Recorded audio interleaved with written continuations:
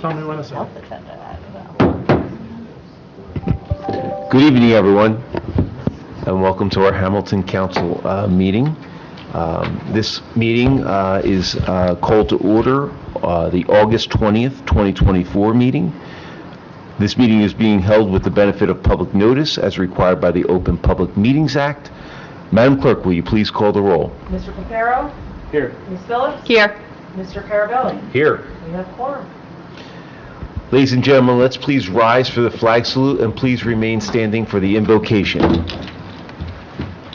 pledge allegiance to the flag of the United States of America and to the republic for which it stands, one nation, under God, indivisible, with liberty and justice for all. Dear God, we pray for our world and our country. Let us show respect to one another and always focus on what we have in common and debate peacefully over our differences. Let our hearts be filled with compassion and generosity. As always, bless this township, and may we as a government represent the best interest of our community. We make all these things in your name. Amen. Amen.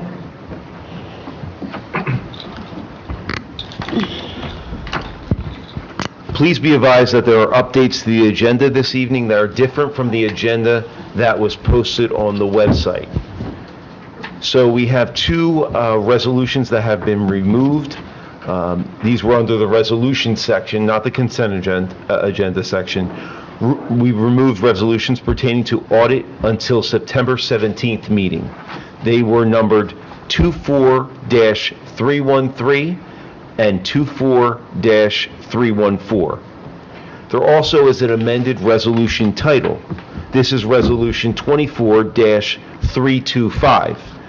This was a resolution authorizing a second amendment to Resolution number 23427, which authorized professional services agreements with ACT Engineers, Inc., ACOM Technical Services, Inc., Alimo Group, Address Consulting, Atlas Technical Consultants, Buckhart Horn, Inc., CDM Smith, CME Associates, Environmental Resolutions, Inc., GEOD Corp., H2M Associates, Inc., Kleinfelder, Inc., Montrose Environmental Solutions, Morehouse Engineering, Inc., One Water Consulting, LLS, Paulus Sokolowski, and Sartor, R3M Engineering, Inc., Remington Burnick Engineers, RJ Walsh Associates, Inc., Roberts Engineering Group, LLC, Suburban Consulting Engineers, Inc., T&M Associates, TTI Environmental, Inc., and Van Cleef Engineering to provide various professional engineering services for the wastewater treatment plant and collection system for the Department of Water Pollution Control for the period of October 6, 2023 to October 5th, 2024, 500,000 shared combined maximum. Can I please have a motion on the amendments to the agenda? I'll make a motion. I'll second that. Roll call, Madam Clerk. Mr. Papero? Yes. Ms. Phillips? Yes. Mr. Carabelli? Yes. That brings us to the discussion portion of our agenda this evening. And tonight we're going to recess as the Township Council, and then we are going to then become the Board of Health. We're going to adjourn, and then we'll come back as the council body. But I need a motion in order to have us convene as the Board of Health. I'll make the motion to convene as the Board of Health. I'll second. Thank you. Mr. Papero? Yes. Ms. Phillips? Yes. Mr. Carabelli? Yes. Okay, we have with us this evening Director Kathy Fitzgerald. Hi, Kathy. How you doing? Good evening. Are we on here? Mm-hmm. I hear you. Yes. Yep. We're Very picking good. up. Good evening, all. Again, it is with great pride and pleasure we come before you this evening to present our report to the Hamilton Township Board of Health. The Hamilton Township Division of Health is dedicated to maintaining the health and well-being of all of our residents and visitors by means of prevention, health promotion, and education. To keep up to date on the accomplishments of the Division of Health, we invite members of the board as well as our residents to take a moment to visit our township website and read the Division of Health's annual reports. Our health officer will provide each of you with a hard copy as well. In addition, our Animal Shelter and Adoption Center posts monthly updates and statistics on our shelter webpage. This evening, we will provide you with an update on public health goals and objectives, progress towards our journey towards national accreditation, and more detailed information, as well as the accomplishments of our department. Our health department staff continues to provide state-mandated services, and our animal shelter staff continues to provide the best quality of care to the animals in our shelter. I am proud to say, without a doubt, that our health department is truly one of the best. We have proven repeatedly, especially during the last 3 years, our commitment in providing the 10 essential public health services, including protecting and promoting the health of all of our residents in Hamilton Township. Our health department leaders are true leaders in their areas of expertise, and we can be confident that they will continue to protect and promote the health of all people in our community. At this time, I would like to call on our health officer to provide his report. Thank you, Kathy. Good evening, Chris. Good evening.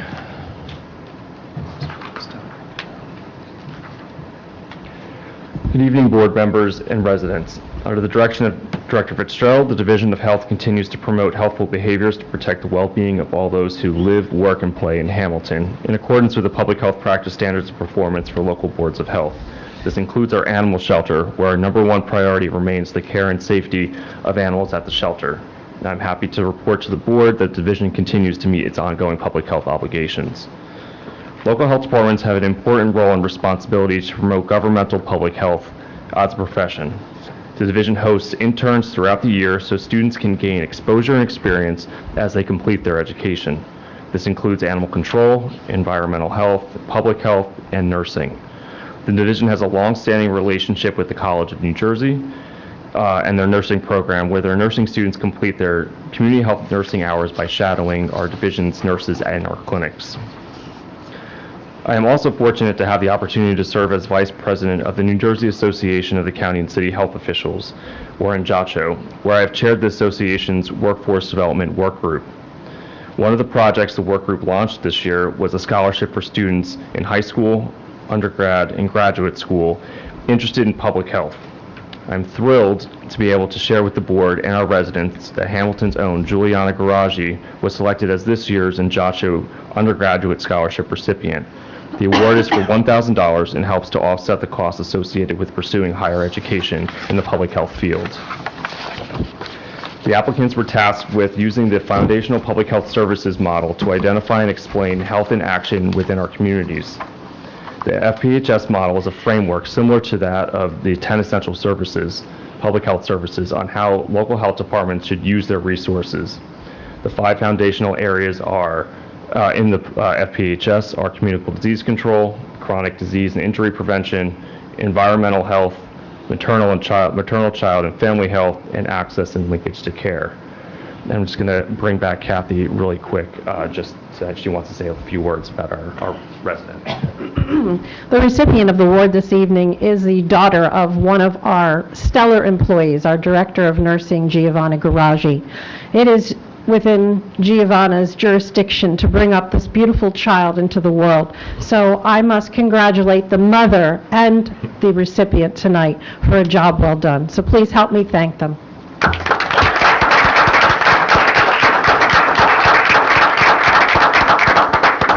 So Joyanne, if you could come up, and we're going to take a quick photo.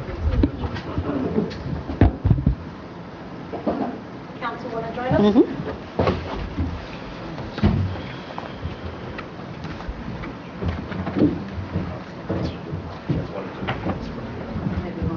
Yes, Daniel, stand back there. Yep. Will you stand in front of it, or you want me to move it? Okay.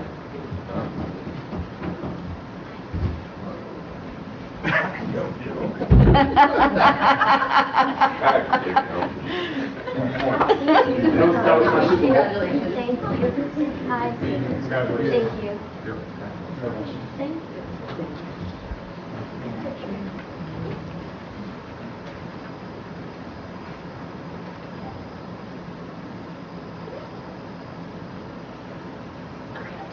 Promoting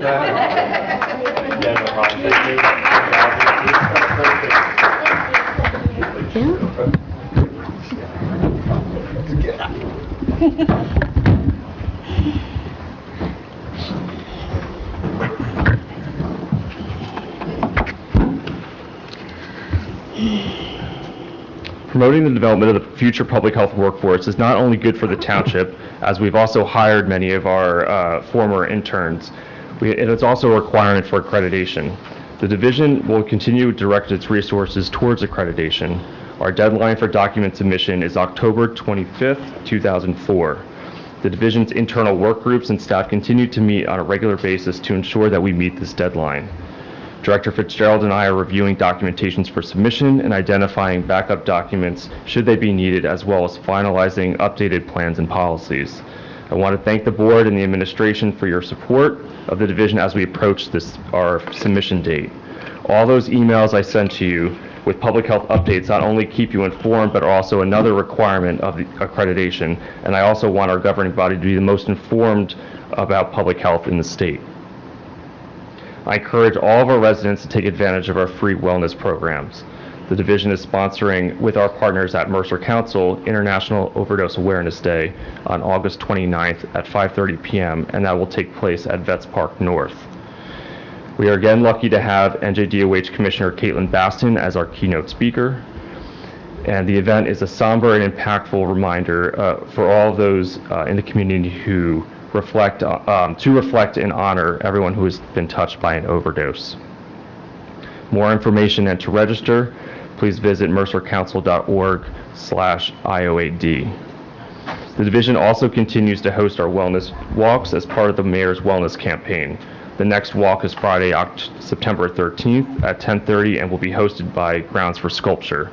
Although there is no fee, this specific walk does require pre-registration, and anyone who is interested should register with the Division of Health by calling 609-890-3825 or by emailing hamhealth@hamiltonnj.com. Every 3 years, the division, alongside our local hospitals and other health departments and organizations interested in public health, conduct a community health needs assessment to guide the health priorities for the next 3 years. To help gather more information needed for the assessment, we ask our residents to complete a survey on how healthy they feel as an individual and as a community. During this cycle's surveying period, which took place between May and July, we had over 900 residents complete the survey, out of a total of 2,700 within the county. As the largest municipality in the county, it was imperative that our residents' health concerns be documented, and the division will now take the information gathered during this assessment to develop a new community health improvement plan, which will guide us on how we implement our programs to address the needs of those identified health priorities. The 2025 to 2027 CHNA and CHIP will be finalized by the end of the year. It's hard to believe that summer is soon coming to an end. With the start of school and cooler weather on its way, it is also respiratory virus season. The division's nurses will once again be out in the community providing residents with their annual flu shots. The first scheduled clinic will be at the Senior Center Picnic on September 18th, followed by many more opportunities throughout the town for residents between September and November. Flu and pneumonia vaccines are provided to residents at no out-of-pocket costs, and clinic schedules and consent forms will be posted online at hamiltonnj.com/flu shots. I encourage our residents to print and complete the consent forms in advance to save time once they arrive at the clinic. A new formulation of the COVID-19 vaccine is expected to become available in the fall.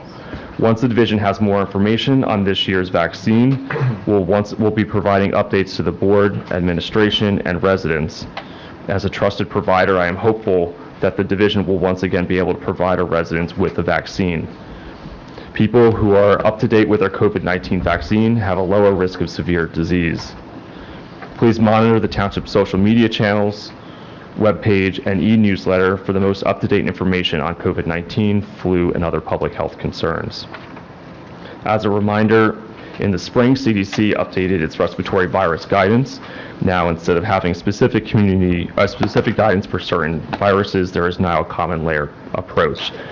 Basically, if you are sick, stay home and stay home until you are well enough to conduct daily activities of daily life without needing extra assistance or breaks. And then once you feel well enough to continue without, assistance, then and your symptoms have mostly resolved, then you're able to return back to whether it's the workplace, to school, or to go out and do in public and events.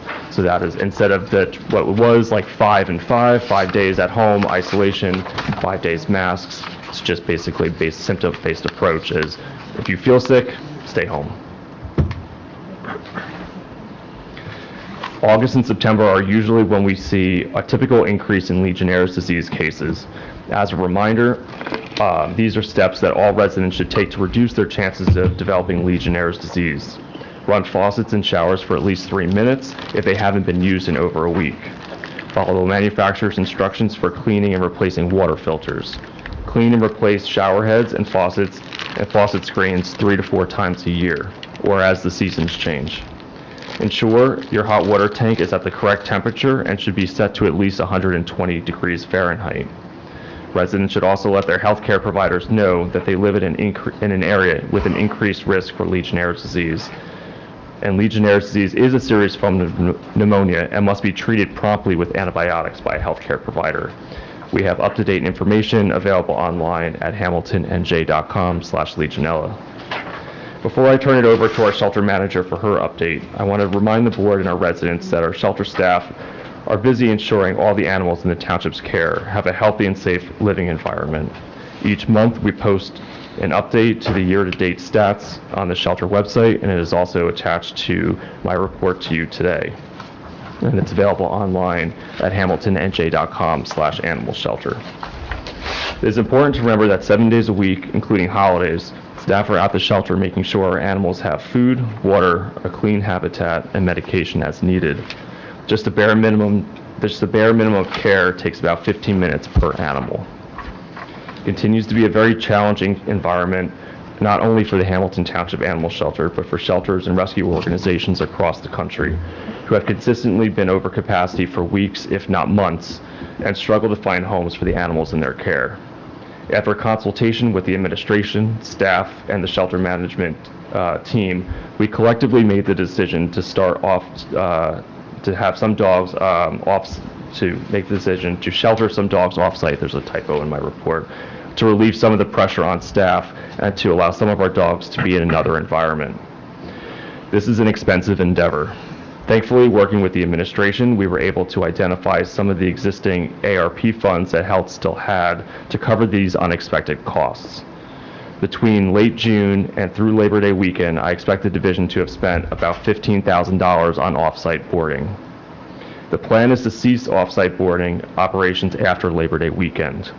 The division needs to retain some of the remaining ARP funds to temporarily board all dogs once construction at this hopefully starts this fall to refinish and epoxy all the kennel runs at the shelter. The shelter desperately needs more dogs to see successful outcomes, whether that is to their forever home or to another organization. We have been over capacity for an extended amount of time, which limits what we can do for the animals and creates a stressful environment, not only for the animals but also for the staff. While we have many great animals at the shelter who will be lovely companions, we also have many challenging animals who have bite histories, people issues, dog aggression, medical issues, or just need somebody very experienced. We've thankfully been able to grow our shelter team and gain new partners this year, but even as we try to get ahead, more animals arrive at the shelter than leave. We're looking to revitalize our volunteer program and have thankfully received many applications for a new volunteer coordinator position, which was born out of the suggestion from an existing volunteer. We're open to new and constructive ideas to help the animals in our care. I thank you again for allowing me to give you an overview of the hard work the dedicated team at the division has completed since the last Board of Health meeting, and now I will turn it over to our shelter manager, Danielle Joya, who will provide you an update with the shelter. Afterwards, I'll be available to answer any questions the board might have. Thank you. Thank you, Chris.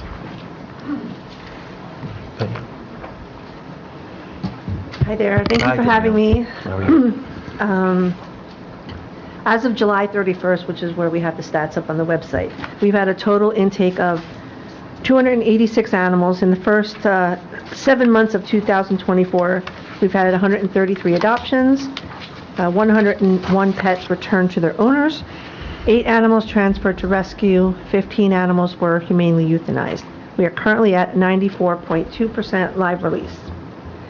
As of today, August 20th, the shelter is providing care for 55 dogs, 4 of which are currently boarding off-site.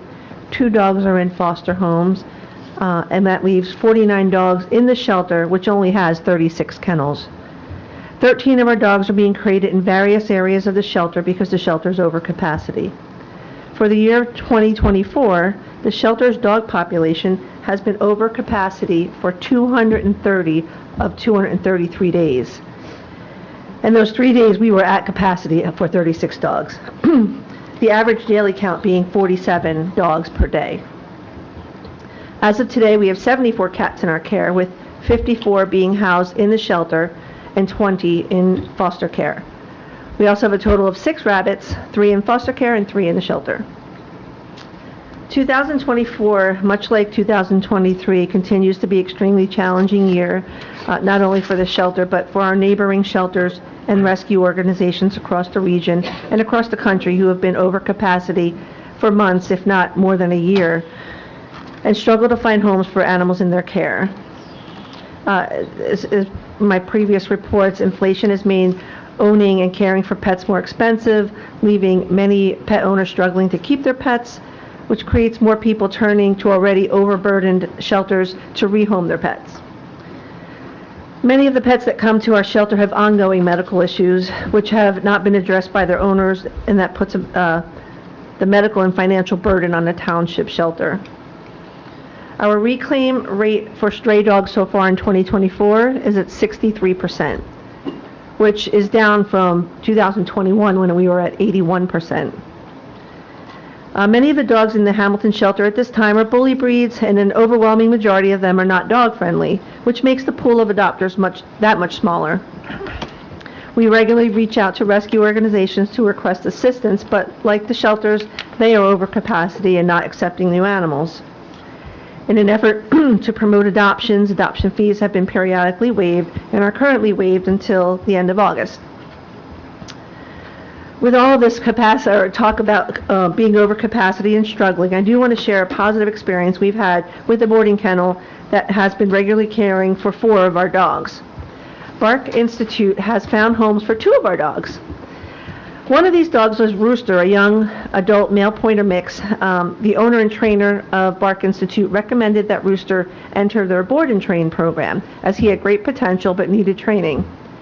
The shelter put out a plea to our volunteers and supporters to donate to Rooster's board and train, and we were successful in raising more than $700. Rooster was adopted by a great family upon his graduation and has the support in place from Bark Institute to help him acclimate to his new life. So now another of our dogs, Georgia, has just started the board and train program, and the goal is to get her adopted once she completes her training. In 2024 so far, our department has issued 3,591 dog licenses, which is a small increase from year-to-date of 1.2% from last year. In 2024, we have hosted 4 rabies clinics to date, 629 dogs and 94 cats, a total of 723 animals, have received a free rabies vaccination. We have 1 more rabies clinic planned for this year, 2024, with the next one scheduled at the McManaman Building at 320 Scully Avenue on November 12th from 5 to 8 p.m., which is by appointment. Residents are requested to sign up for a time slot for the rabies clinic on our website, hamiltonnj.com/animal shelter. Just click on clinics and the date of the event, and you'll be redirected to a Google form. Type in your pet's information, and we'll have your rabies certificate ready when you come to the event. We ask residents to please take advantage of our free rabies clinics for your cat or dog. Just recently, there was a bat removed from a resident's home that tested positive for rabies. So whether your pet is indoor or outdoor, it is extremely important for them to be vaccinated and protected. For more information about rabies transmission and prevention, you can go to the cdc.gov. We continue to host volunteer orientations for those interested in joining our volunteer team. As of July 31st, our volunteers have accumulated 1,182 hours of service. General information may be found on our website as well as the application packet. Interested candidates can email myself, the shelter manager, and to sign up for an orientation. The shelter, we've been interviewing candidates to fill the role of the volunteer coordinator so we can help grow our volunteer program. So going back to all the way to 2019 and since, the shelter statistics can be found on our website, including intakes, adoptions, and other information that I've discussed here. You can find that on the shelters page of the Hamilton Township website. Our shelter team, including 6 animal attendants, 4 animal control officers, and 3 support staff, continue to work at making improvements to our operations, programs, and services to help the animals and people in our community. We are also currently interviewing candidates to fill a part-time animal attendant position to add to our team. We're encouraging the community to get involved and to help the shelter by adopting, fostering, or volunteering. And that's all I have. Thank you. Thank you. Open up to questions from council. I don't have any questions. Yeah, for anybody, it's okay. So I know there's trying times right now in shelters across the country. How are we doing enough? Are we getting them across on social media? Is there anything else that we can do that you need help with or that we can help with in order to get the dogs more FaceTime, more, more publicity? Is there Sure. anything else that we could do? So we used obviously our website and social media, Instagram and Facebook for us. Actually, some of the things that I've been discussing with the candidates for the volunteer coordinator position is doing, thinking out of the box and coming up with ideas to include volunteers and to help maybe get our animals out into community. It could be adoption events with animals being present, or it could just be tabling events to get us out there so that folks who don't normally come visit the shelter will know about us and know about, whether that's an adoption book of animals at maybe, Killarney's. We had a yappy hour. If we can't bring all the dogs, maybe we can bring photos or descriptions of them. So getting our message and our animals out there instead of having them come to us would be helpful. So I think that's kind of where our focus is. About Oktoberfest, usually? Yep, we're usually at yeah, we'll be there. Yep, and we'll hopefully have, so obviously some of the challenges, I'm sorry. Oh, yes, and the tapinto.net, we use that to promote whether there are events or information or the needs of the shelter. And then we do that radio show, was it WBCB? They come to the shelter a couple times a year, and the mayor comes, and we do a YouTube and a radio show to try to promote and actually showcase some of the animals live in person, not just photos, right? What did I just say? Trying to think of it. Oh, Oktoberfest, yes. So obviously some of our animals don't do well around other dogs, and obviously events like that draw folks with their own pets. So we have to be choosy about which pets go and to the events, but having photos and descriptions of the animals there at the shelter, so maybe if they can't meet that dog, they can certainly look through and talk to shelter staff, but also having volunteers there to help, because obviously they're getting to know the dogs and the cats. We don't want to leave the cats out. They're getting to know the animals, so having them to help talk about how great they are, it helps get them out there. So this is obviously, when if you read up on it, it's a nationwide problem. Yes. Are other shelters doing anything different? we're all having the same problem, but Yeah. Are they doing anything different that maybe we can copy, or are we doing everything they're doing already? That's a good question. So I follow a number of other shelters on social media. I think some shelters may have a little bit more support staff and resources than we do, so they might be doing things, but certainly we try to mirror those things when we can.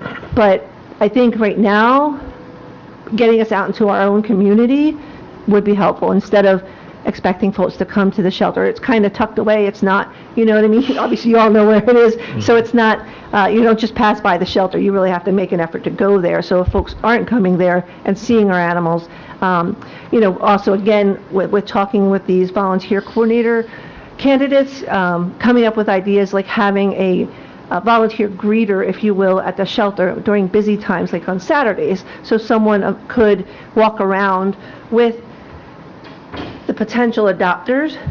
Because sometimes the dogs are a little bit unappealing when you just walk by them. They sometimes are like, whoa, that's scary. But if you have a volunteer who knows the pets personally, who can say they're not like that, you know, and talk to them about the personalities of the dogs, I think that would be helpful. So trying to change some of those processes to get people more engaged. I can literally tell you that folks do pull up to the shelter and look, and they don't even come in the door. They just look at all the dogs and they go, never mind, and they pull away. So having someone, a greeter or somebody there to say, hey, come on in, and you know, what are you looking for? What can we who can we introduce you to? And having that. It is challenging to have the staff do that because of how, I mean, when those 4 dogs come back, what did I say? We have right now 13 dogs being crated. When those 4 dogs come back from boarding, that's 17 dogs. That's a whole nother kennel. Like we have one kennel with 16 dogs and one kennel with 20. Throw on another 17 dogs. I mean, that's just, it's an enormous amount of work. So I think we need to have a volunteer coordinator to help us, you know, engage the volunteers more. I'm just going to follow up a little bit and just wanted to get some more information regarding this volunteer coordinator because I thought that was interesting. They're going to be the individual that's going to bring together all the volunteers to promote potentially and maybe it's taking pictures of the dogs and greeting. Potentially also, will they be involved at all with taking the dogs out for a walk and taking some of the staff time away from that? Or what would be the goal of the volunteers? I mean, there's a liability issue, right? Once you... Right. So what I've been discussing, because this is a new position for us, so what we've been discussing, and it is part-time, is having the volunteer coordinator get more engagement from the volunteers and give them more direction. So it's challenging to keep on top of everybody, but volunteer recruitment, hosting 2 volunteer orientations instead of just the 1. Sorry. I also want to it's also to take that off of Danielle's plate, because, you know, I know Danielle is, like, especially if we have call-outs and is answering phones, answering the door, and, you know, and I just need somebody to, you know, and then even with the volunteers, and the goal is not to take really, you know, it's to support the staff that we already have, so they're not going to be, you know, processing adoptions, but as Danielle said, it could be somebody, you know, if all the attendants are running around cleaning or in the back or helping somebody else, at least now that we envision this program getting to the point where, you know, all right, well, we have the coordinator, they're doing, you know, whether they're scheduling outreach events or they are, you know, on site, just being the liaison between the volunteers, you know, and then trying, you know, just being that point person, starting a newsletter, getting more engagement, growing the program, that then we can start doing some of these extracurricular activities. But, you know, as far as liability goes, they still have to, all the volunteers still have to go through our normal processes. And, you know, they're already walking the dogs, and they're walking the dogs by themselves, but they go through our orientation training. And hopefully that's another thing that can be taken off Danielle's plate. And then the volunteer coordinator can be doing the orientation, running, you know, engagement meetings and keeping up and everything else like that. I love the idea. Yeah. That's a great idea. How many volunteers do we have? On report, I didn't put it down. I would, if I, 50 or 60. How many of the 50 or 60 are active? Not, less than half. Are we doing anything to recruit new, or are you waiting? Volunteer coordinator. No. I mean, when we go to It's a good answer. When we go to events, you know, we have a volunteer sign-up sheet. So if they're interested, I would email them volunteer, you know, information about the orientation and have them come. And then for dog handling, they do a secondary training. So that's kind of, it's recruitment, and everything I made clear to all the candidates that I've interviewed is that we want to, number one, increase the number of volunteers, but also increase retention. So some of the volunteers fall off whether life comes up or they adopted and now they don't have any time, whatever it is, but having someone who can dedicate their time to keeping them engaged, and that way we're not losing them too. At a recent meeting, we had concern, I won't call it a complaint, I'll call it a concern, that animals' names were not on the cages. Is that up to date, so that when the volunteer comes in, they actually know what about the dog or any of that? Yes, Or I hope cat? so. That is, we have to stay on top of that daily. With the number of animals coming, so we will literally have to play musical dogs sometimes, because a dog comes in, a new dog, and we can't put that dog in a crate because maybe it doesn't do well in a crate or it has some handling issues. So then I have to move a dog from there to a crate and figure out, we're literally moving dogs. So it is somewhat challenging sometimes to stay on top of that, but I do task our front desk clerk with printing them and keeping them up current. Thank you. Anyone else? I was just wondering, because it's so loud tonight, sorry. Do we have any relationships with like the different pet stores where we could do outreach events and adoption events with them? Like we see other organizations sometimes? Yep, Bag of Bones definitely, and I'm sure that PetSmart and Petco would be happy to do that, but Bag of Bones is our closest relationship. But there's also, so thinking outside the box, so one of the volunteer coordinators that I discussed, not just pet stores, because again, people are coming into the pet stores with their pets, and sometimes you have to be selective, but also out of the box events, like there's like local breweries and wineries and things like that would host events that would be happy to have, are there. But also, we discussed out of the box, so not just bringing pets to the store. So one of the ideas I had, but I really need a volunteer coordinator to help make it happen, was having a business in Hamilton host a digital picture frame for a month. So we would load it up with all of our adoptables or our advertisements and events, and that way I'm thinking places like barbershops and hair salons, doctors' offices, places where people sit and have nothing else to look at, and they would see our adoptable animals. So, that we could bring the animals to them and not necessarily have the animals in their business, but they could do something like that. Yeah, I like No, that. I truly like the idea. I think it gives our dogs more exposure. And cats. And cats. And it allows us just to, be a bigger voice for them. Yeah. And I truly like the idea. I commend the team here for doing that. And when do you expect that position to be filled? As soon as we can. Okay. As soon as we can. I've had some good candidates. I've just been interviewing them this Friday, and I had one yesterday and today. So I've literally just been interviewing folks. I have one more scheduled next week. And honestly, you mentioned brewery. We do have a Hamilton brewery, but there's also, other breweries. We don't have to be limited to staying within the It doesn't have to confines be of just Hamilton Hamilton, no. Township. No, So, wineries just be too, mindful places of like that, yeah. like to have events, Yeah, exactly. It doesn't have to be pet stores. We can think out of the box and go People it. drink a little alcohol, then they take a dog. So anyway, but no, I like the idea. Two dogs are taking home with you. The one thing, Chris, I missed on your report, though, and maybe you said this, was how are we doing with health inspections with the With retail food? Yeah, retail food. Yeah, we're on target for that.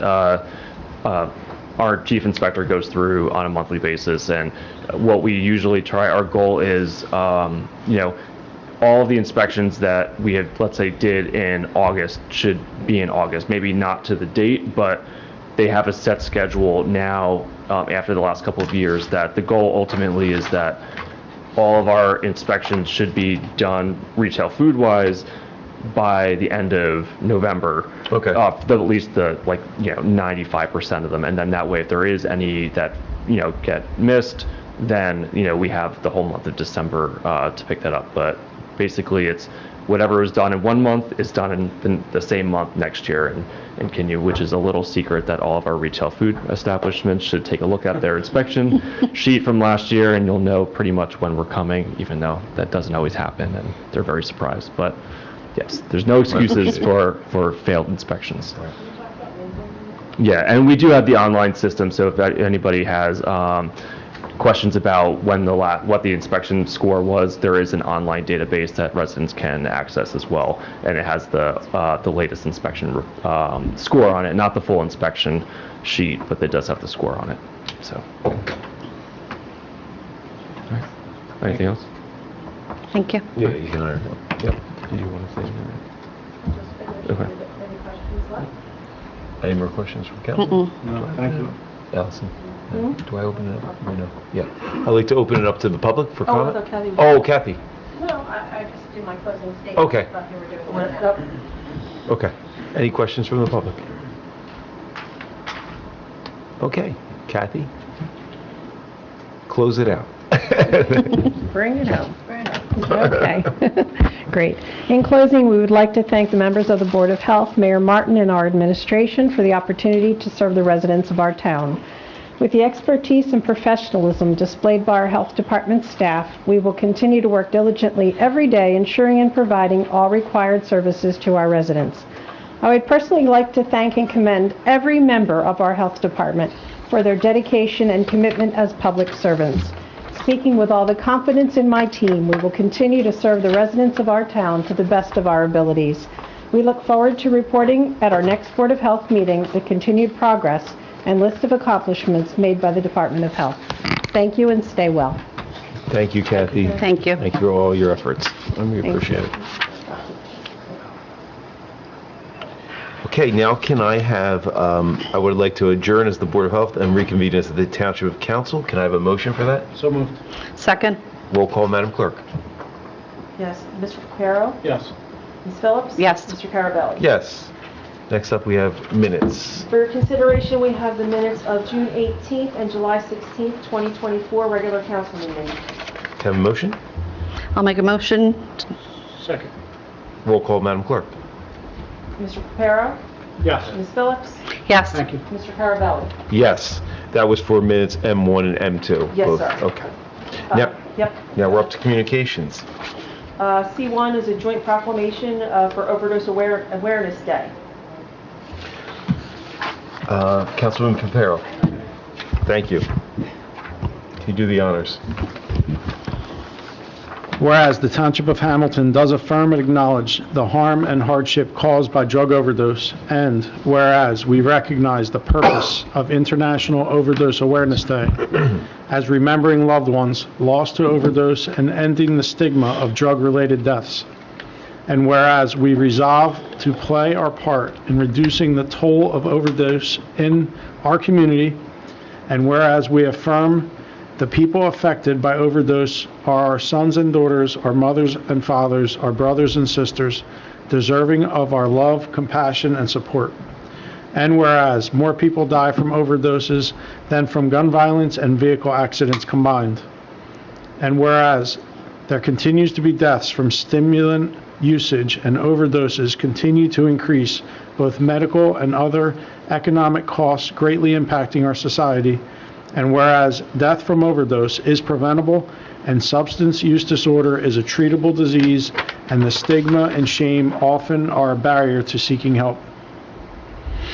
Now, therefore, be it resolved by Mayor Jeffrey S. Martin and the Hamilton Township Council, do hereby proclaim August 31st, 2024 as Drug Overdose Awareness Day in Hamilton Township, and call upon citizens, government agencies, organizations, healthcare providers, and research institutions to raise awareness of substance use disorders, to combat stigma, to promote treatment and celebrate recovery, and to strengthen our collective efforts to prevent overdose deaths.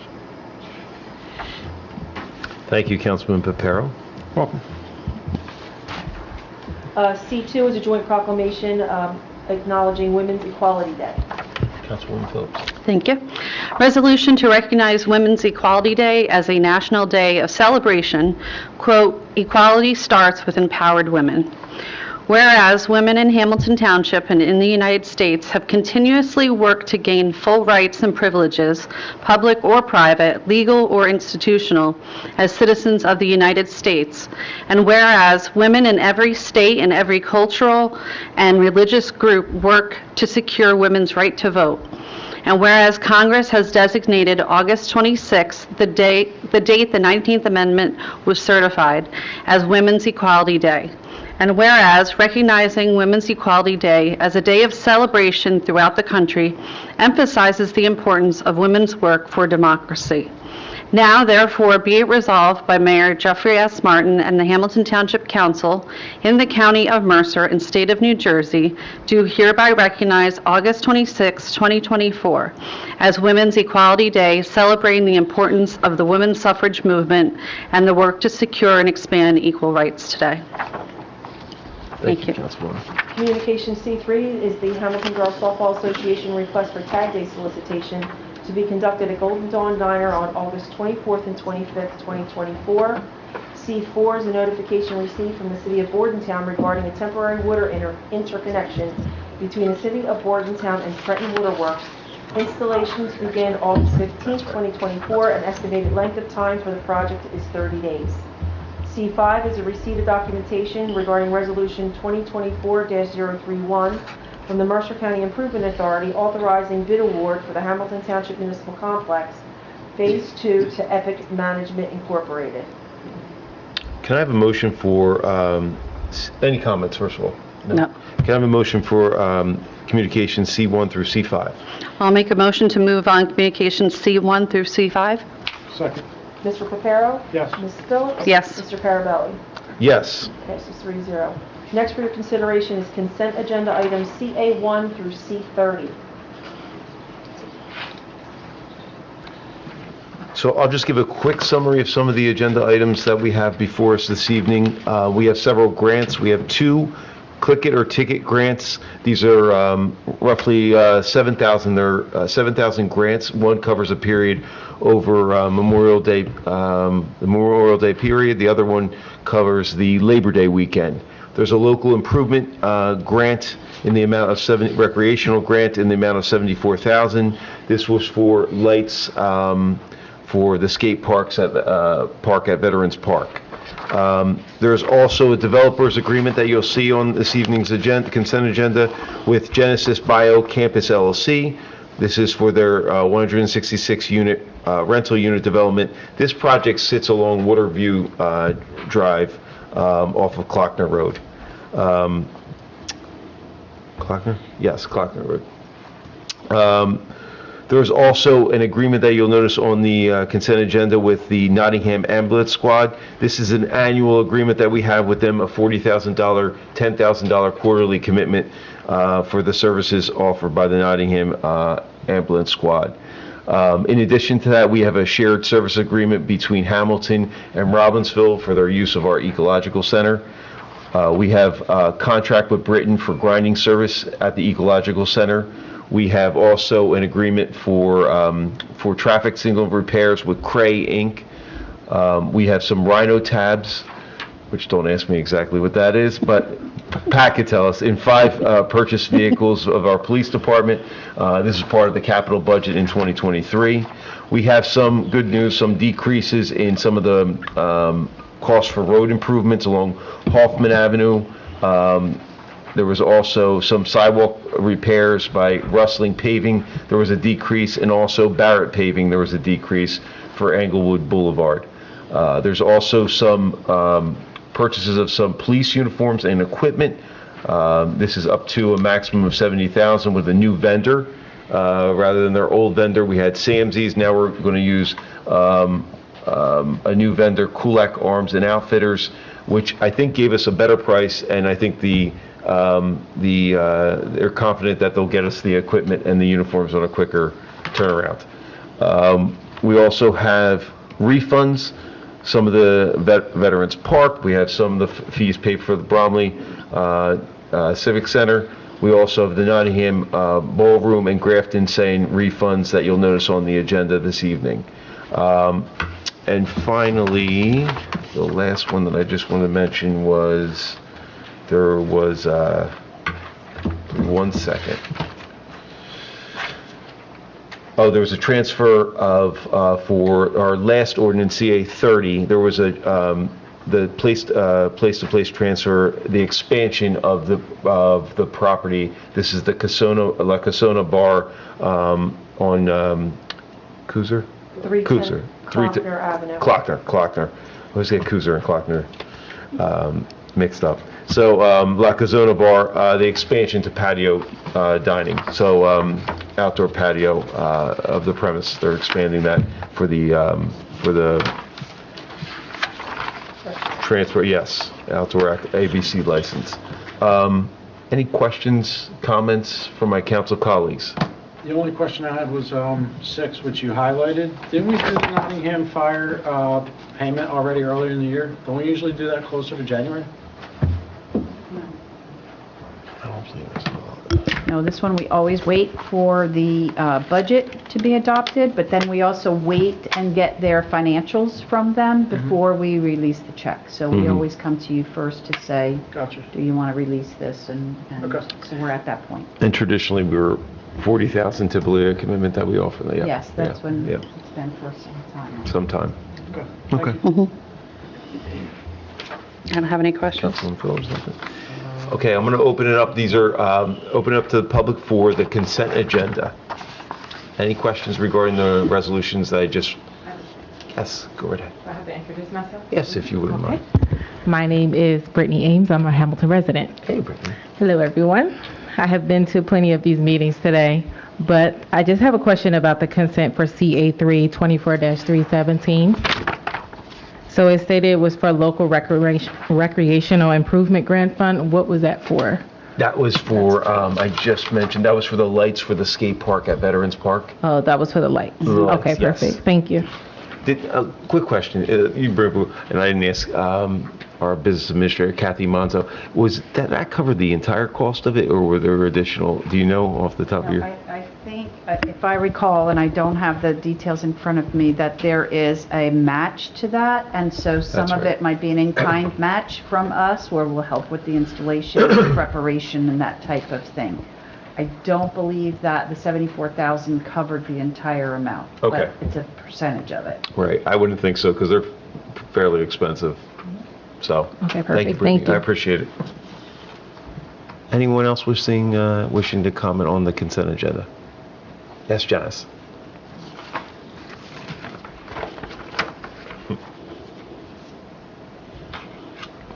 Janice Klein, 438 Trinity Avenue, Cornell Heights. This is just out of curiosity.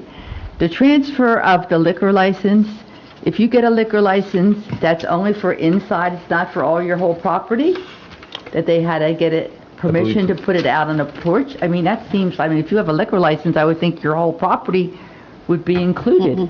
No. I think- At No? the time of application, they have to distinguish exactly where they're going to map out where they're going to be serving the alcohol. This patio is a brand new build, so they're going to have to extend it beyond the structure itself. Oh, it's not connected to it? No, it's connected to it, Okay. but in the original sketch, the patio didn't exist, they just built it. Oh, So they okay. have to add it to that. Oh, okay, well, that's just information that I didn't know. Okay, thank That's you. why we have the best clerk in the state of New Jersey. Yes. She just proved it. Anyone else wishing to comment on our consent agenda? Okay. Seeing no further comments, can I have a motion for the approval? Yes. Oh, sorry. Didn't see you. There's nothing in reference to any of these things here. Okay, so once we get through the consent, we'll then just go to ordinances, which shouldn't take us that much time, and then we'll open it up to public comment. Okay. So you can go right, it shouldn't take I have a that. hard time hearing. Oh, I'm sorry, I'll speak a little louder into the microphone. Yeah. My apologies. Okay. Okay, All right, thanks. just give us a few moments, yep. I'll make the motion to close the public comment portion and move consent agenda items CA1 through CA30. I'll second the motion. Roll call, Madam Clerk. Mr. Pepero? Yes. Ms. Phillips? Yes. Mr. Carabelli? Yes. This is 3-0. For your consideration, we have ordinance 1, 24-029, ordinance authorizing the Township of Hamilton to accept a gift from Where Angels Play Foundation for the donation of materials and labor to enhance the Apollo Park playground area. This is second reading and public hearing. So we had a presentation by James Angelino who is the founder of the Where Angels Play Foundation. He and his wife, Drew, have done a tremendous job in raising funds after the passing of their newborn son, and just have done a phenomenal job in raising awareness and doing many different projects for the young men and women of our township. And there was one project that we did probably, what would you say, guys? Couple of years ago. 4 or 5 years ago. It was Limewood? About a year ago? Was Yeah. that recent? All right. 2 years? 2 years ago, we did a project there. Now they're supporting us with a donation of materials and labor to enhance the Apollo Park, which is right off of Yarville Hamilton Square Road. So this is actually coming from Where Angels Play. James started Joey's Joey's Little Little Angels. Angels, Yes. So yeah. this money is coming from Where Angels Play. Where Angels Play was started by a retired firefighter, along with a group That's right. of parents and workers who were involved, either or had their kids involved in the Sandy Hook shooting. They all come down for the builds. They go across the country and build these playgrounds in remembrance, trying to take a bad incident and making good out of it. And the only thing I can say is if you're in the area, drive by while it's going on. The people that you're standing next to are either volunteer firefighters from Sandy Hook, parents, teachers. It's really a little gut-wrenching when you start hearing them tell their stories, but it is well worth it. And when you get out there, you'll see the great work that they do. There's cops, there's firemen, there's construction workers, people volunteer. They just show up. I think the last one I went to, there was 200 volunteers. So this is not a small undertaking. The township and Chuck's team, they go out and they do such a great job. The ground is already manicured and ready to go. And it's a 2 or 3 day process. I believe the equipment will be dropped off on the 17th. The build will be done on the 18th, and I believe the 19th or 20th is going to be the grand opening. So it Thank you takes for time. and clarifying. Yeah, They're definitely. actually doing another one the following week in Newtown, Pennsylvania. Oh, wow. Wow. Okay. Thank you. Busy time of year. Any questions from council? Any questions from the public regarding this ordinance? Seeing none? I'll make a motion to pass ordinance 124-029. And close the public comment. Oh, I'm sorry, and make a motion to close public comment. I'll second that. Roll call, Madam Clerk. Mr. Reparo?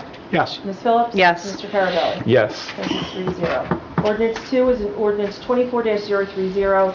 This is accepting a deed of right-of-way dedication, Deborah Tallman and Scott Tallman, 353 Mercer Street, Block 1724, and part of new Lot 47. Any comments from council? No. No. Any comments from the public? Thanks to the administration for providing us the map to Yeah, be able this to is very see nice. it. Thank you. We're the clerk. I know it came from both. All the same. Can I have a motion?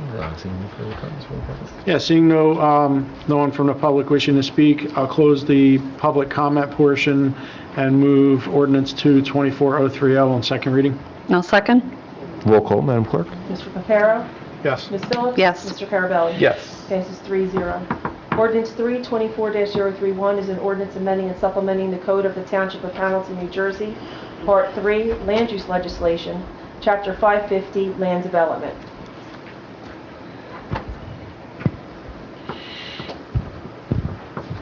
Any comments or No, sir. concern from the council?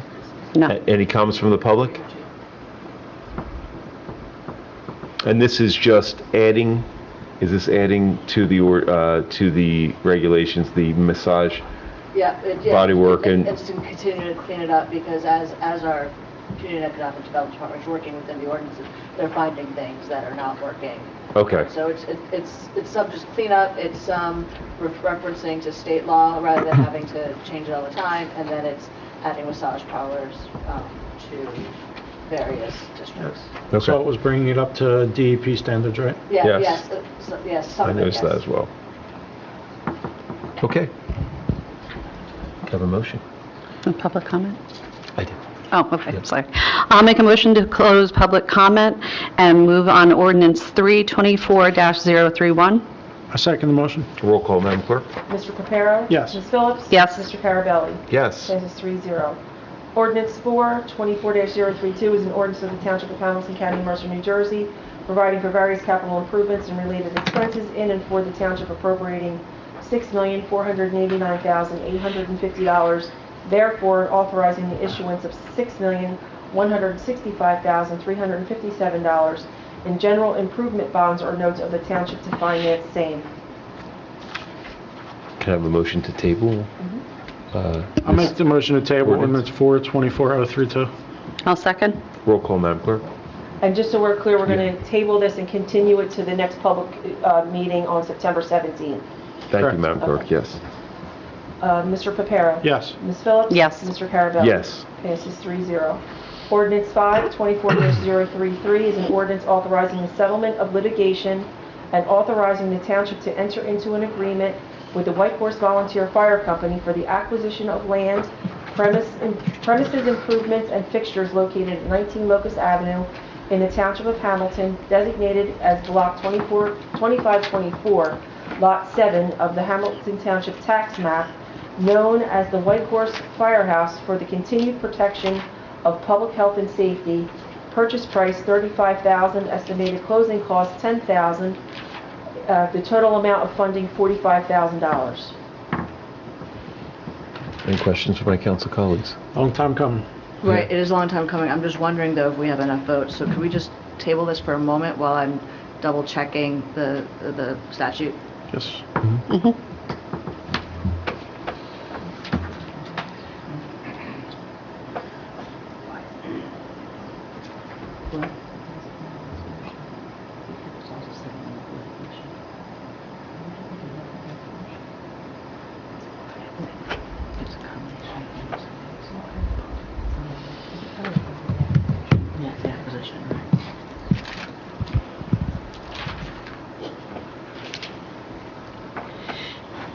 If you all want to just move on for a second and then we can Okay. come back to it. I don't want to hold you up. Want to jump to, We'll move to ordinance 1, 24-034, an ordinance accepting a deed of dedication. This is a basin to enable the Township of Hamilton to accept the detention basin for long-term maintenance that provides stormwater functions for the development known as Pheasant Run, James R. McCagg II, trading as JRM Construction. This is for Klockner Road, Block 2173, Lot 3.06. This is first reading and introduction. I'll make a motion to introduce ordinance 124-034. Second. Second Thank you. motion. Roll call, Madam Clerk. Mr. Pepero? Yes. Ms. Phillips? Yes. Mr. Carabelli? Yes. Passes 3-0. Okay, that brings us to, well, tell you, Yeah, we gotta wait. yeah, let's move on. Just take a moment. Yeah. Yeah, I think we're fine.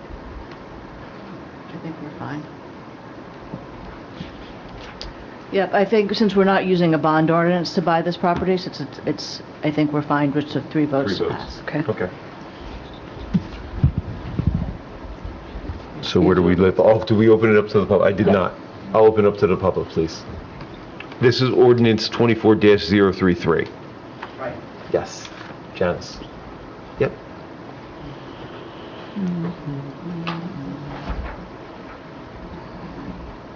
John, it's not 432 Trinity Avenue, Cornell Heights. This is curiosity again. We are purchasing White Horse. Yes. Yes. Okay, how many of these fire companies do we not own yet? Buildings? Because there's, what, 8 of them altogether? Colonial, we don't own. Deku. Deku, we're negotiating, so we're getting close to owning that. And that's it. So, Mercer? Colonial and Deco. Mercerville we own. Well, Colonial, weren't they the one that was just all total volunteer? Colonial, Or- we don't have anybody there assigned anymore. Right, they just They're 100% do traffic and all that jazz on their own. Okay, so then we only have just DQ left to buy? Yep. Oh, that's good. All right, finally we'll be all our own fire companies, okay. Very good. It's been a trip. We're getting close. We're getting close. it's been 5 years. We're getting there. It's been a process. We know. Anyone else we know wishing to it's gonna be- comment? It's going to be a while. Seeing none? I'll make the motion to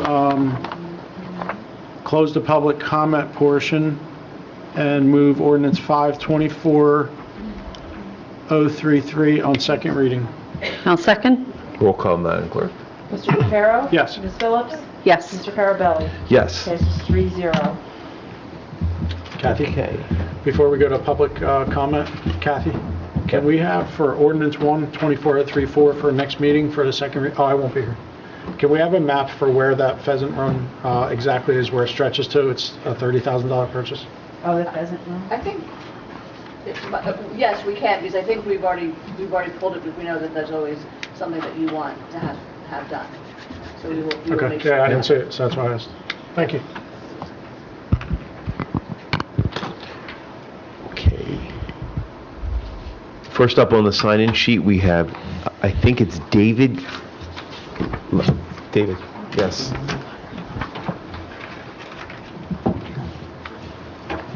David, if you just want to recite your name for the record. If you can just recite your name for the record. Oh, it's David Lang. Thank you. Thank you. I just want to bring up to the attention of the council, I've been working with the zoning board along with some of my neighbors. It's in reference to an issue of a gentleman by the name of Oscar at 132 South Johnson Avenue, who's operating a car repair business in his driveway between two homes. Last September, there was a car fire in there. He has numerous cars in there, like 4, and yesterday was 4. He has cars parked on the street waiting for repairs. Yesterday, they were double parked in front of his house. A car came flying down the street. Another car came up and had to avoid it and crashed into 2 cars parked on the street, which were repair cars waiting for him to repair. He has no license, business license. He's been fined 3 times by zoning. He pays the fine and continues operating. He leaves derelict cars parked on the side streets.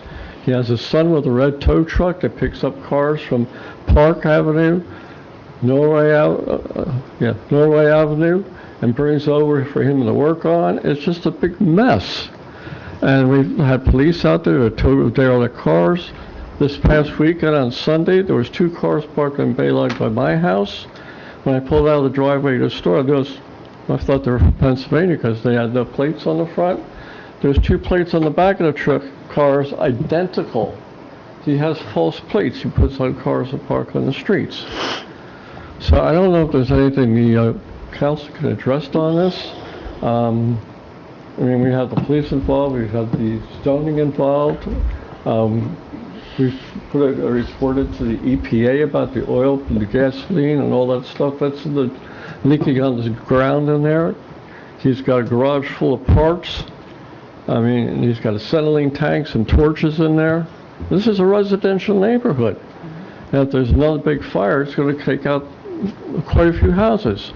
But we're getting very frustrated. I mean, like I said, we reported to EPA. We've reported to the fire department. I've talked to the mayor's office about it. Right now, we're talking about maybe going to Channel 6 or Channel 10 to get them to come out here, maybe do something. I don't know if the township wants that publicity, but it needs to be stopped. And I don't know if there's anything the attorneys can do. There's lots I can do. Now that I know about it, and I will. Yes, there are things I can do now that I know about it, because I think it's been kept within the prosecutor's office, municipal court. But sometimes I do go in and prosecute myself, and once I take over matters, then things tend to happen. Well, he's been to court 3 times, and I asked the girls upstairs if there's anything that the zoning could do for a cease and desist order, and they said it has to be done by the judge. But he's already been in front of the judge 3 times. All right. And he gets fined and pays the fine. He's a cash-based business. I'm sure he's not paying taxes. Well, that's interesting that you should say that, You know? because that could also be reported. That could also be reported to the Division of I already Taxation reported in the that, state. Oh, wow. Yeah. But he just continues. I don't know if there's anything you can do about it. I will look into it, sir. All right, because I wanted to bring it to your awareness. Yeah, I appreciate you bringing it to our attention. First, we're hearing about it, but I know that you've been interacting with the police along with... It's a safety hazard for the community. Yep. You know? Pull the address up on Google. A big part? If you pull the address up on Google, you can see them fixing cars in the driveway on Google Maps. You got that? Yeah. Yeah, that's it. You want to see the accident from yesterday? How about after the meeting? Oh. That was the accident yesterday. The two trees, A bike? the white car plowed Yeah. into two cars parked there. The one car was up on Okay, you the... have to go back You to have the to, microphone? because he... We can't hear you. Yeah, I can't hear. Yeah, the two cars that, was the white car that had to avoid the car coming. He had two cars parked on the side, on the street there that were both Oscar's repair cars. It pushed one up on the sidewalk, and it totaled two cars. And somebody who's getting this car fixed. But this is what, it's frustrating, you know? So that's my, you know. Okay. We're going to keep on it. I appreciate you bringing it to our attention. We're going to have, Okay. we'll take a look and we'll get back to you. We have all your contact information, I'm assuming, from... Danielle has my contact information, right? Okay. She's got my information, all right? Okay. All right, thank you very much. Thank you. Thank you. Thank you. Next up, There's chemical spills in the driveway right on the pictures. yeah, you can tell. I know. Next up, we have Aileen Merval. Oh, sorry. Yes. And my neighbor, Ellen. Ready?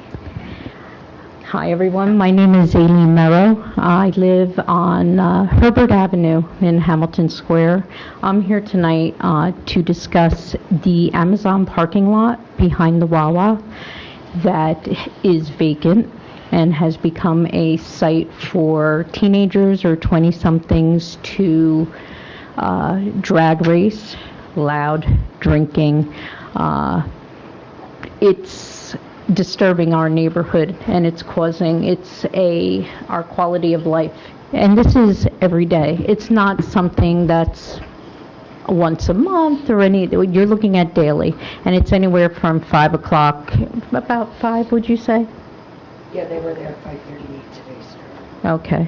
Anywhere from 5 o'clock till the wee hours in the morning.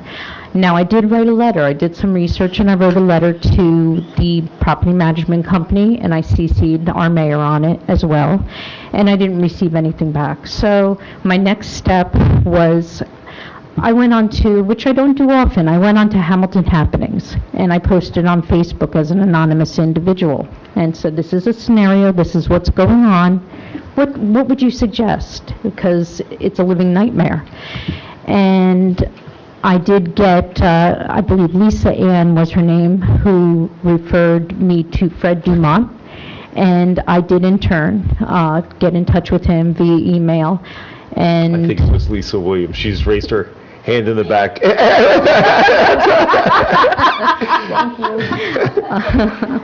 And I did also receive some negative comments back from individuals that are actually that are there. Some of the kids with these big loud trucks with altered mufflers. I was told I called it a bullhorn. I was told it's a chain horn, and it sounds like an 18-wheeler. It's lovely. So what are they just gathering there and just... They are gathering there, and it can be anywhere from 5 to 30 individuals, and they just hang out. They drag, you have sound of that too. Yeah, This is what we hear lately. It will get worse. It will get worse, promise.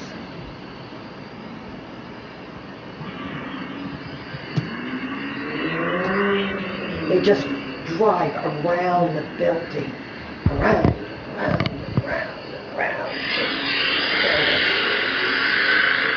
So let me ask you this, is there any way we can get the property management, whoever owns this site, if it's Amazon, I know Amazon was interested, they initially had, encouraged, whatever, they were part of this transaction. We heard it was going to be some sort of Amazon shopping center, or shopping facility, but whatever the case may be, is there any way we can put this on at the feet of the project management or whoever owns the site to say, hey, you either got to put up a barricade around the facility until we have an end user for this site. I know it's not going to look that pretty, but How about the nuisance ordinance we have? I mean, they're maintaining a The nuisance. police have come, they came last Thursday and they came last night. Ma'am, you're not being picked up.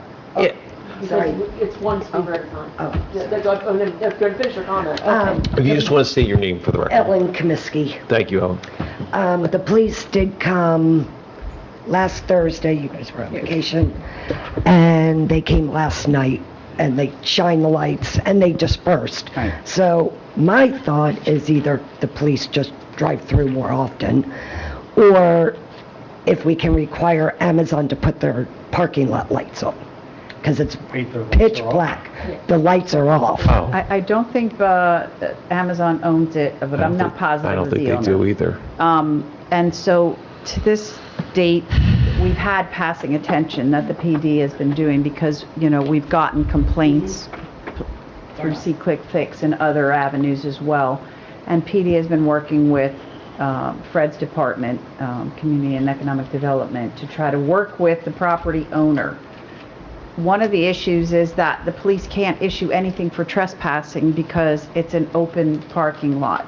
So I think we've issued the owner a directive to, the only way that we can issue Remedy. violations for trespassing is if he puts up a fence, Yeah. some type of fencing and signage. So we've directed the property owner to do that. I think he has until the end of this month to do that.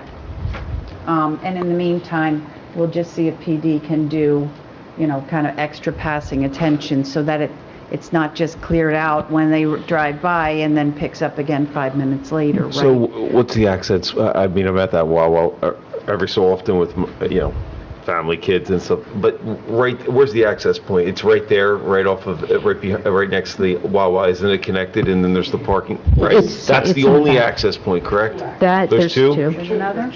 Oh, my We husband. can't Can't hear talk. you. I'm sorry. You can come up to the microphone. Yeah, you can go. My husband.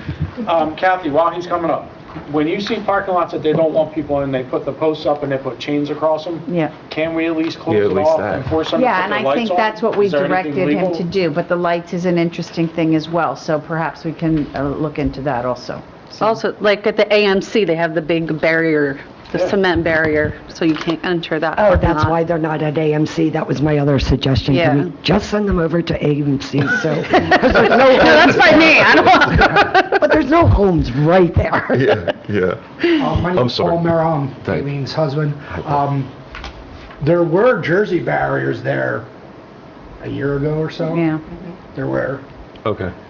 And That's what I was thinking, something, at a minimum, Yeah. something like that. and a gate across would be, Yeah. a fabulous idea to, deter them. Yeah, until we get this up and running, While that it's vacant. has to Right. happen. Yeah, so I agree, you shouldn't be living with that. Where's the other That's access annoying. point? I Oh, the think two that's- access points are, if you want to say behind the Wawa, the back door of the Wawa, there's Right. two. Oh, there's two places There's there, two yes, places that's right. to the Okay. That's right. All right. Yes, yes. Okay, Yeah. thank you. You're welcome. Oh, okay, yes. I just have one more comment. I did want to say that after I posted on Facebook, I did receive some nasty messages from the individuals, and one had driven by my house, and it did show up on my Ring, and they Oh, boy. had turned around in front of the house and excelled on their gas with an alter muffler, and it shook the whole house. And my husband was laying in bed, and I was shaking. Like I felt threatened. So I did go to Hamilton Police Department this past Sunday when we did get back from vacation, had a little time to wind down in the Outer Banks. And I did do a police report and submit that information, but I feel unsafe, Right. so. Okay. I appreciate you bringing that to our attention. Thank you you. both. Thank Thank you you. all three. Thank you. Very good. Okay, anyone else? Yes, Brittany. Hello again. My name is Brittany Ames, Hamilton resident. So this is my first time commenting or saying anything. So my question is, in the Hamilton area, the park is the Snell and Wilkes Memorial Park. We have been in contact with Mayor Martin. He has been so kind to communicate with the residents of Hamilton, as well as Fred Dumont and more of the township and county. At our latest meeting, we did speak upon the park being revamped. The basketball park, I am 34 years old, and the same basketball courts have been there all of my life, and probably my brother's as well. So I wanted to know, how does the township go about giving funding, not only just for the basketball courts, really? It's more so for the swamp that's there. I'm going to call it a swamp. It was called Shady Brook Lake, but at this point it is a swamp because of the amount of weeds and mosquitoes that's in the area now. It's not kept. I don't know who actually cleans the park. I mean, I know it was adopted to become the Snell and Wilkes Park Memorial Park, but I just don't know what we do about getting grants or funding to revamp that part of the park. So before anything was done with that park, it has actually swamplands. It's the entire, even the Pop Warner Field was swampland. They put clean fill on top of it. However, that's what it is. That's where the water sits. That's where the water drains. Yeah. So as far as that part of the park, I'm not sure even what could be done about the part that is wetlands, right? Like, wetlands, that's where the water goes. Yeah. We can't stop it from going to those areas. The other stuff, as far as the tennis courts or the basketball courts are the same ones as when I was there. And so, You're probably my brother's age, so. I remember Eric actually. So, Yeah. went to school with his sister. So we're all very familiar. We just have to look and see if we can get some funding for the area, maybe to. Is that a Hamilton Park or is it a county park? It's Hamilton. Okay. It's over. It's over if you come off of Arena Drive where the 7-Eleven It's on Reeves Avenue. Yeah. Reeves, yeah. What's it called again? Park? Snell and Wilkes Memorial So, yeah. Park. I remember I went with my son, we did a cleanup day for the Environmental Commission. We went back in the creek. There was a lot of litter that we took out of that with a bunch of other volunteers that day. But yeah, the courts will probably use some TLC. We just need to figure out what type of funding. Maybe it's going through, we can look and see if there's any grant funding for something like that. Or we can also look at it as a capital project, I would assume, to finance it, whatever type of improvements we need to make there.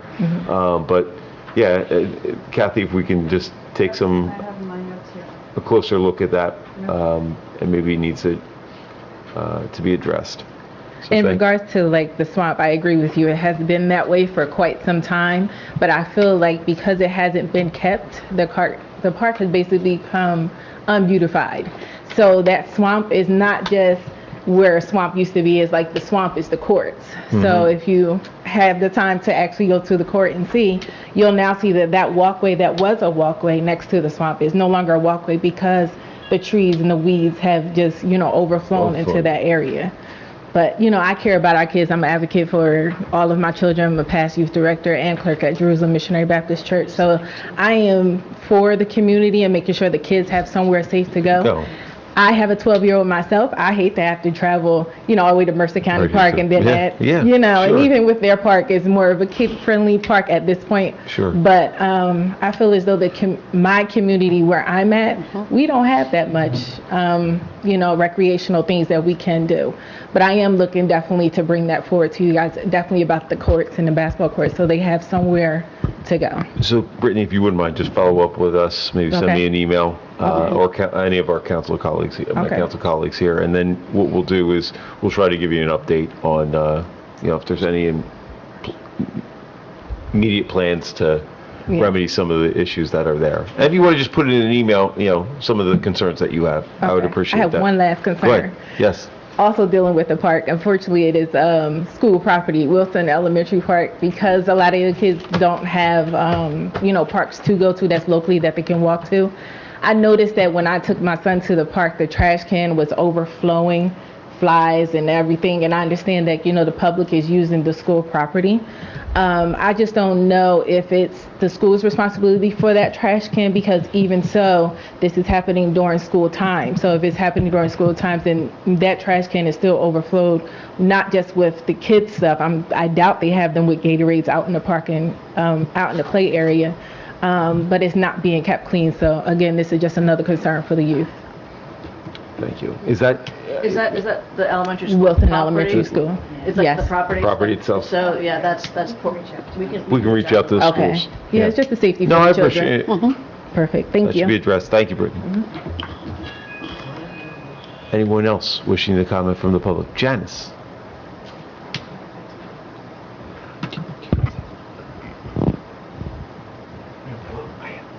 Janice Glenn, 432 Trinity Avenue, Cornell Heights.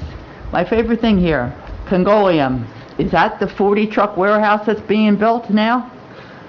There's all kinds of equipment Yes, there. there's activity there, Janice. I noticed it too this morning. Yes. That's the 40 truck That's warehouse. going to be the 400, I think, 1,000 square foot warehouse building. Yep. Yes, it is. Oh, wonderful. I was hoping. They won that in court. Yep. What? Well, it never, I think, did it make it all the way to court? We filed a lawsuit against them for the development. We were trying to prevent them as a township from proceeding with the warehouse, but it was... But it was the right district. There were, It was zoned. It was zoned correctly for what it was, and so, Okay. Yeah, Now, is no that recourse. whole district zoned industrial? No. So where the highway meets and the other side, where the AMC is, you're saying? Where the AMC site is? No, AMC site is a different It's different a- zone. It's different zone. Right, but where... You're saying, oh, the whole site there at Congolium is all, yes. That's, yeah. Oh, so like, we couldn't have anything more recreational there to take away from any more trucks that are all coming in? We tried. Because that one building was supposed to have been a storehouse for learning, for school stuff. It was it was the existing building. Are they utilizing that building right now? No, nobody's The been there. 115,000, I think it's 150 or 115,000 square foot building that they kept and they didn't take it down. They haven't taken it down yet. I don't know if they're actively using it right now, but... Okay, so But you're right, Janice. I remember that they were talking about like something to deal with school supplies. yeah, it was from or- down, they were from out of town. Right. And they were putting the school supplies there, and they were supplied the schools with all the stuff there, and they never showed up. And so I assume when the things get down to the nitty gritty, we're going to still having the trucks go in off the clock in the road and not turning in from Sloan, because that was the big hoopla. So I guess when things get more into Right. these 40 trucks coming. Right. Okay, and so then since it's zoned industrial, I was going to say they could put some pickleball courts or something in there to just, make things more enjoyable and not just all trucks and stuff like that. But so, We didn't want it there, it wasn't our vision. We're not real happy either. Yeah. No. As soon as I saw the trucks there, I was in touch with the administration just to see if this was And- the case. yeah, wait till the trucks show up. I know. Wait till you see the congestion. Well, but this is the thing also, just to make you feel better, there's a tremendous surplus of warehouse space now in New Jersey because they were put up all over. And if you notice, they're not all being rented out. So, Oh, then we can keep our fingers crossed. You can always Maybe keep your something fingers will come crossed. out of this. They can make it a giant pickleball business area. Okay, thank you. Thank you, Janice. Anyone else wishing to comment? Council members. Pat. We shrunk in size tonight, but go ahead. Oh. Good. Yes. Go ahead, Janice. Yep. Go ahead. One of my neighbors asked. The township didn't give them a break to build that warehouse, did they, on taxes? No. No. Oh, no. No. No, okay. I told them I didn't think we would. No. Because we fought so hard against that. But they said, ask anyway. I Please said, quell okay. that rumor. Kill that rumor. Kill it. Okay, gotcha. Yes, thank you. Charge them double. Yeah, we should. Go ahead. Just want to thank all the residents that came out. Sorry you're going through the problems you're going through, but the only way we find out is if you come here. So you can get our emails off of the website. Feel free to email us. We're going to look into some of this. I know our business administrator and legal team are probably on it already, knowing our partners over here. We will, please, we will look forward to an update, hopefully from you or from them, just to let us know what's going on. So just want to say thank you. Next time we meet, it'll be the end of summer. So get ready to get back to school and get back to work. Yeah. Have a good night. Okay. I also just want to thank our residents for bringing these issues to our attention. Again, we wouldn't know about them if you didn't come out. So thank you for taking time out of your schedules to come join us tonight. I just wanted to make an extra announcement to commend the staff and volunteers of the Wilson Center. On Saturday, they were distributing over 200 backpacks with supplies. And I was able to, I was over there getting to meet families. They had Kona ice for the kids, and any remaining, they have another about 50 backpacks that they're still giving out, and then they'll also be donating any remaining backpacks to Wilson School for the kids that need them there. So they really did a fantastic job for our community, and I just wanted to commend them for that. And as we said, we're going to be back to school, so unfortunately that means that I go back to work. But anyway, thank you and enjoy the rest of your summer. Thank you, Nancy. I said to my wife, it's been a long summer. It's been a fun summer for my boys, but Brittany, I know you got his backpack probably all ready to go already. It's been a great summer, and today was an absolutely gorgeous day. So I appreciate the folks that came in and spoke about their issue. I'm sorry that you're dealing with this. That's a beautiful property. They developed it nicely. It just doesn't have an end user right now. That's the only thing that's upsetting about that, and you shouldn't have to deal with that in your backyard. I apologize for that. Just thank you for coming this evening. We have our next meeting September 17th. Enjoy your Labor Day, the last few glimpses of our summer, and then we'll see you out on the 17th. Oh, one other announcement I just want to make. The Food Truck Festival, which we were going to have over at the library, I believe, was scheduled for the library, is now scheduled for September 29th. So we'll have more details at the September 17th meeting, but that looked like a good little event that they were putting together. So thank you all for coming out this evening. Meeting is adjourned. Make sure food trucks are inspected. Bring Chris out there. Exactly. I'm sure she'll be there.